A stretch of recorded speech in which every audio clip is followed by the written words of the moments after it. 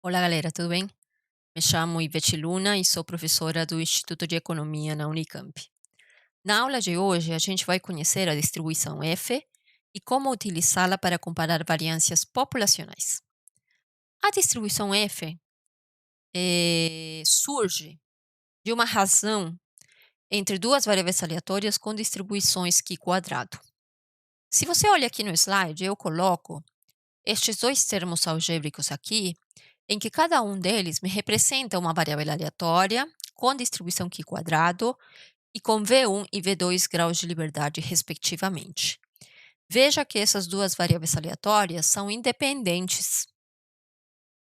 Se eu construo uma variável aleatória, que aqui eu estou definindo como W, que é definida pela razão entre essas duas variáveis aleatórias, cada uma dividida pelo seu respectivo grau de liberdade, eu estarei produzindo uma outra variável aleatória com distribuição F e V1 e V2 graus de liberdade, certo?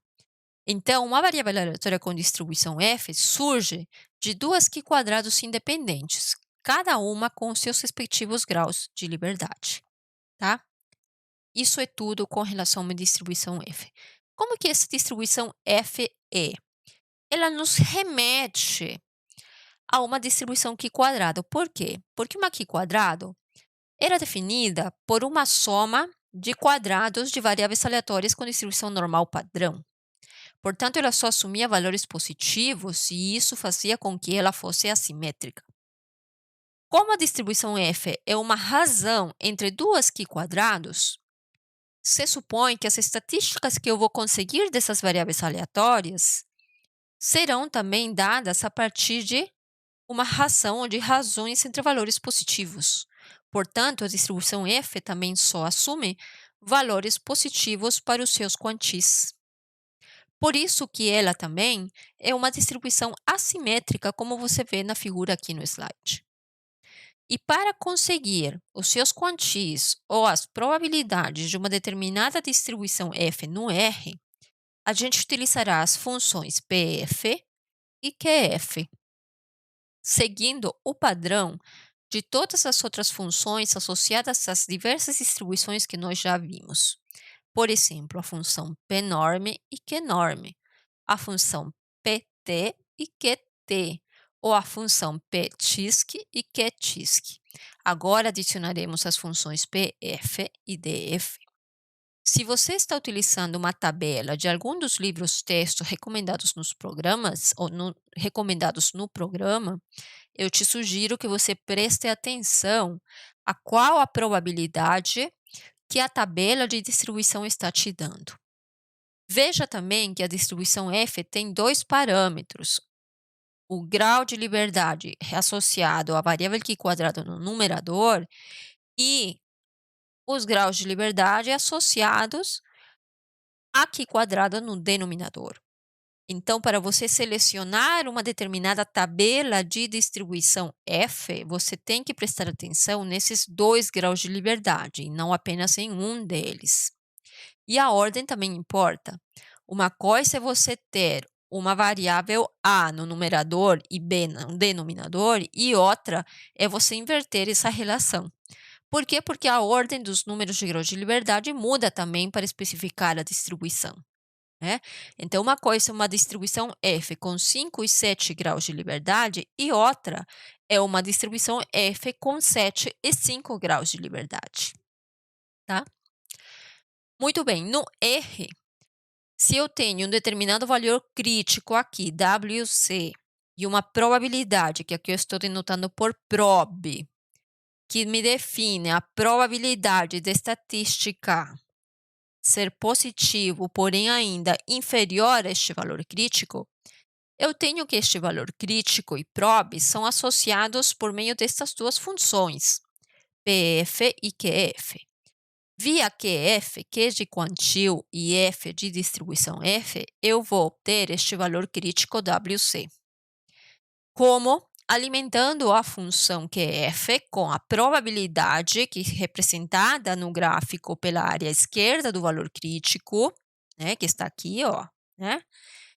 E V1 e V2 graus de liberdade. V1, número de graus de liberdade daqui quadrado no numerador, e V2, a que está associada à que está no denominador, certo?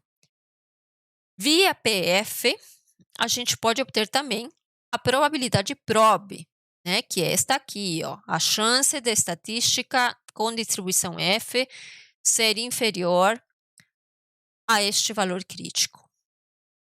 E como? Com a função P de probabilidade, F de distribuição F, e nós alimentamos aqui como primeiro argumento o respectivo valor crítico WC. E V1 e V2 graus de liberdade. Se você está utilizando as tabelas dos livros texto e não as funções no R, é importante você saber que há uma identidade que acaba se tornando útil. Tendo em vista que são dois argumentos que você precisa, V1 e V2, para especificar uma determinada tabela, nem sempre você terá as duas, né? Por exemplo, você pode ter uma tabela associada à distribuição F com V1 e V2 graus de liberdade, mas você não tem a tabela referente à distribuição F com V2 e V1 graus de liberdade. Então, uma maneira de você contornar essa situação, que pode acontecer, né, é ter em mente esta relação aqui. Perceba, esse W vai ser a estatística obtida de acordo aos moldes que a gente colocou aqui neste gráfico à direita, a partir de uma distribuição F com V1 e V2 graus de liberdade, tal que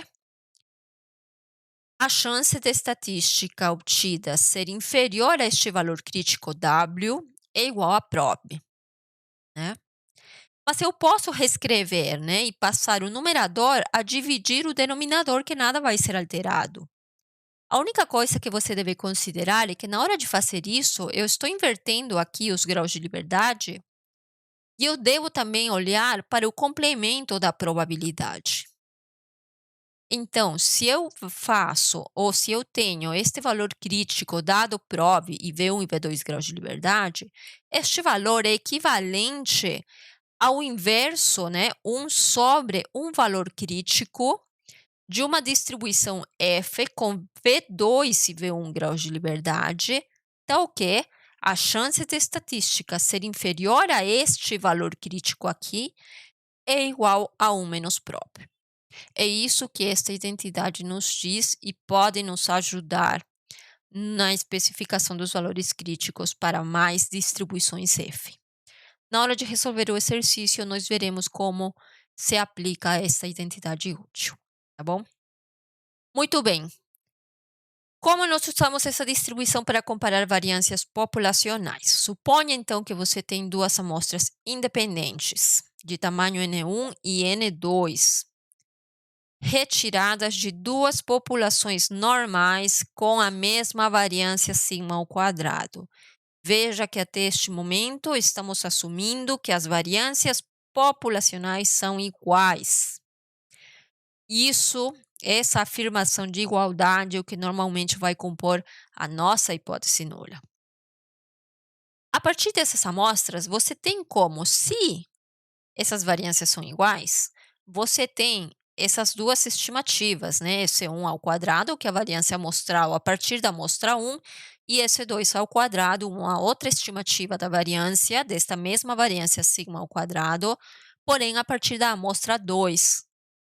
Então, nós já sabemos que, se eu quisesse fazer um teste sobre a variância em cada uma dessas amostras, eu tenho como construir uma variável aleatória aqui quadrado com N1 menos 2 e N1 menos 1 e N2 menos 1 graus de liberdade.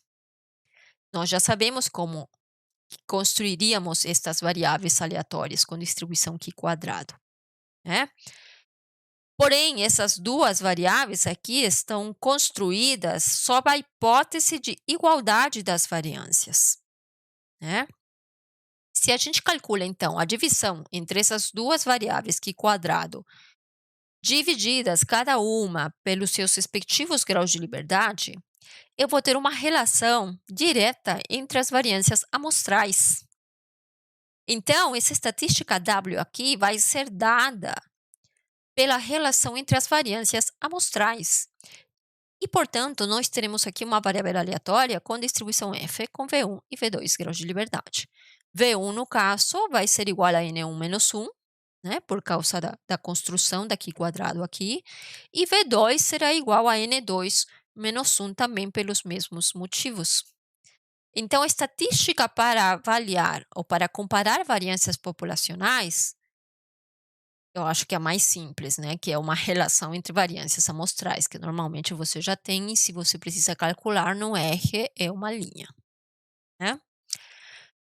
Lembra que isso aqui é construído sob a hipótese de igualdade de desvariâncias, né, porque na hora que você divide uma com outra, né, esse termo em comum aqui se anula e você só fica com essa relação entre as variâncias amostrais. Elas sendo diferentes, né, isso aqui já não vai se considerar. Como o teste de hipótese de igualdade das variâncias ou de comparação de variâncias considera na hipótese nula a igualdade dessas variâncias, então essa estatística se torna válida para verificar tal igualdade, tá? Então, no caso de comparar variâncias populacionais, a gente já sabe como especificar as nossas hipóteses nula e alternativa. Veja aqui a hipótese de igualdade das variâncias, o que nos permite usar a estatística W já definida, que terá uma distribuição F, veja aqui, com N1 menos 1 e N2 menos 1 graus de liberdade. Para um determinado nível de significância, você constrói a região crítica, coleta evidência na amostra e toma decisão, ou calcula o p-valor igual a partir da evidência da amostra e toma uma decisão também, né? Dependendo, você rejeita ou não a hipótese nula. Então, o procedimento é muito simples, novamente, o que você precisa prestar atenção é no uso adequado do instrumento, né? Que é justamente esta variável aleatória com distribuição f, tá?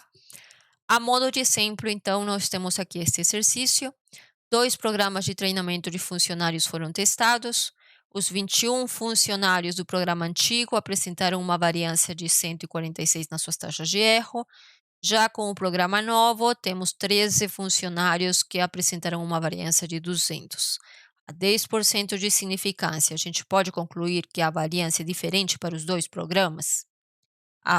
Os programas apresentam a mesma variabilidade ou não? Se apresentam a mesma variabilidade, então a gente rejeita essa afirmação e vice-versa, né? Vamos então agora para o nosso quadro branco, só para deixar claro alguns detalhes operacionais. Veja que aqui eu já copiei o enunciado do problema e aqui nesse campo eu já coloquei todas as informações que o enunciado nos fornece, né? Perceba que temos o tamanho da amostra, eu estou utilizando o índice A para o primeiro programa e B para o segundo programa. Temos os NA e NB, que são os tamanhos da amostra, e as respectivas variâncias amostrais. Cuidado, hein? Pode haver confusão entre variância e desvio. Veja que isso aqui não é variância populacional, porque é um valor calculado sobre uma amostra. O nível de significância é dado e a gente quer verificar se as variâncias são diferentes. Ou as variâncias são iguais ou as variâncias são diferentes. A hipótese nula precisa conter esta afirmação, né? Isso aqui implica que essas variâncias sejam únicas, né? Sejam iguais o sigma ao quadrado.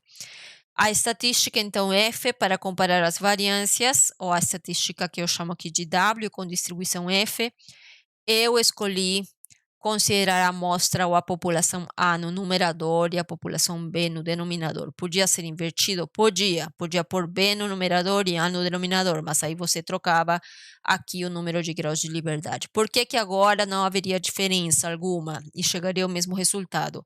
Porque é um teste bilateral de igualdade de variâncias, né? Então, sigma ao quadrado igual a sigma b ao quadrado está na mesma que falar que sigma b ao quadrado é igual que sigma a ao quadrado.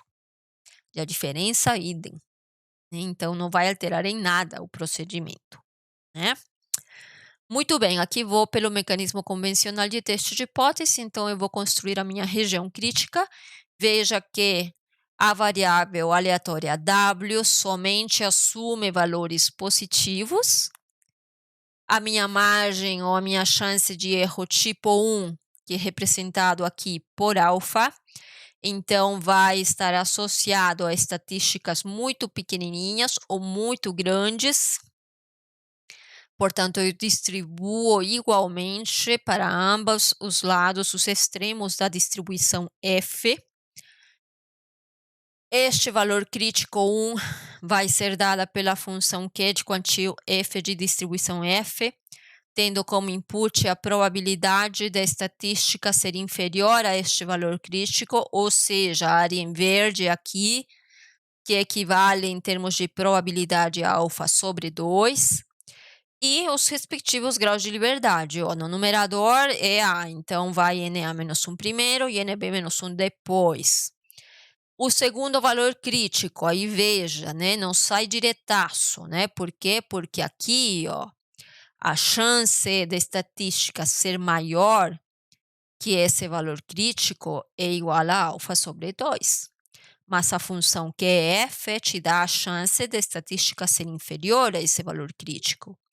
Ou seja, me dá toda a área esquerda, né? Portanto, para achar este quantio, eu preciso fornecer como input 1, que seria todo, menos esta área em verde à direita. Por isso que aqui eu coloco 1 menos alfa sobre 2. E os respectivos graus de liberdade, NA menos 1 e NB menos 1. A região crítica, então, está definida com estes dois valores críticos. Veja como ela está aqui dada. Logo a seguir, eu coleto evidência na amostra, calculo esta relação entre as variâncias amostrais e verifico se esta estatística pertence ou não à região crítica. Se pertence, eu rejeito a hipótese nula e concluo, então, que as variâncias são diferentes. Se não pertencer à região crítica, então eu não posso rejeitar a hipótese nula e, portanto, admito que as variâncias são iguais, tendo ciência de que eu posso estar cometendo um erro tipo 1 equivalente a 10%, tá? Então, vamos agora para o R para fechar ali os valores da resolução. Veja aqui. Temos o nosso enunciado, os tamanhos da amostra, o nível de significância e as variâncias amostrais. As nossas hipóteses nula e alternativa, o instrumento que utilizaremos para a realização do teste com a distribuição já especificada. Nós já sabemos que para definir a região crítica precisamos calcular daqueles dois valores críticos, que aqui na tela eu estou chamando de WC1 e WC2, né? Temos esse WC1, que é o valor crítico que está na cauda esquerda da distribuição F, né? Veja que a minha região crítica está definida aqui na linha 31 do meu script, né? Estatísticas positivas, porém inferiores a WC1 ou estatísticas superiores a WC2. Então, vou calcular primeiro o WC1. WC1 é um quantilha, então eu utilizo a função que é f de alfa sobre 2 e os graus de liberdade. Esse valor, então, vai me dar 0,44. Veja aqui, vou utilizar este valor para aplicar a identidade útil. Suponha, né, que eu só tenho a distribuição, no livro do Busabi, por exemplo, a tabela da distribuição F com NB-1 e NA-1 graus de liberdade. Não tenho esta tabela com distribuição F com NA-1 e NB-1 graus de liberdade. Como é que eu calculo, então, esta estatística a partir desta distribuição F? Veja, então, que aquela identidade útil me dizia que esta estatística seria igual a 1 sobre a estatística da distribuição F com NB-1 e NA-1 graus de liberdade do complemento da probabilidade. Então, se aqui eu estou achando esse valor crítico com a probabilidade alfa sobre 2 da estatística ser menor que este valor crítico, né, a área esquerda dele, aqui eu vou dar como input 1 menos alfa sobre 2. Veja que não tem parênteses, né? É alfa sobre 2 subtraído de 1. Né? Então, Calculo o inverso desse valor, dessa estatística, e veja que esse W11 vai ser exatamente igual a WC1. Então, pode ser que você não tenha essa distribuição F com estes graus de liberdade, mas se você tiver a distribuição F com os graus de liberdade invertidos, você ainda pode calcular a estatística que você precisa, tá? Preste atenção direitinho. Quem está utilizando o livro-texto do Busab Moretin, ele explica também esta identidade, caso aqui não tenha ficado claro. Muito bem, passamos a calcular agora o valor crítico na cauda direita da distribuição. Percebe aqui o 1 menos alfa sobre 2, né? O NA menos 1 e o NB menos 1, porque é assim que eu especifiquei aqui, ó, a minha estatística, tá? Muito bem, temos 2,45. Então, valores de W inferiores a 0,44 ou maiores que 2,45 me levarão à rejeição da hipótese nula. Finalmente, calculamos a estatística observada na amostra. Veja que é simplesmente a relação entre as duas variâncias amostrais. O WOPS é 0,73. Ele está fora da região crítica. Estando fora da região crítica, a gente não rejeita a hipótese nula. Se a gente não rejeita a hipótese nula, quer dizer que a gente, ou o teste, nos leva a acreditar que as variâncias de fato são iguais nas populações ou para os dois programas, certo? Por p-valor, como é que a gente faz? Lembra que o p-valor é sempre a chance de obter aquela amostra ou amostras mais extremas. Portanto, mesmo o teste sendo bilateral, a gente vai estar olhando sempre para uma das caudas, porque é lá que se encontram os valores extremos, certo? A estatística observada na amostra, WOPS, nos deu um valor positivo, né? Então, a gente pode tentar escolher, né, uma das caudas, né? Se eu vou para o lado da direita, por exemplo, né, eu tenho aqui, ó, 1 menos PF, blá, blá, blá, né? E esse p-valor vai me dar 0,74, né? Mesmo que eu calcule o complemento, porque neste caso a gente tem que olhar direitinho como que é a distribuição F, né? Se está mais para a direita ou para a esquerda. Mesmo neste caso, se eu calculo o complemento, o 1 menos o p-valor vai me dar 0,25, né? Então, mesmo olhando para a direita ou para a esquerda da estatística, né? Em qualquer um dos casos, esse p-valor vai ser maior que o nível de significância que a gente colocou de 10%. Portanto, em qualquer um dos casos, para onde você quer que olhe, a gente não vai ter condição de rejeitar a hipótese nula, né? Ou seja, chegamos ao mesmo resultado que o teste convencional. É isso então, gente. Obrigada pela sua atenção e até a próxima.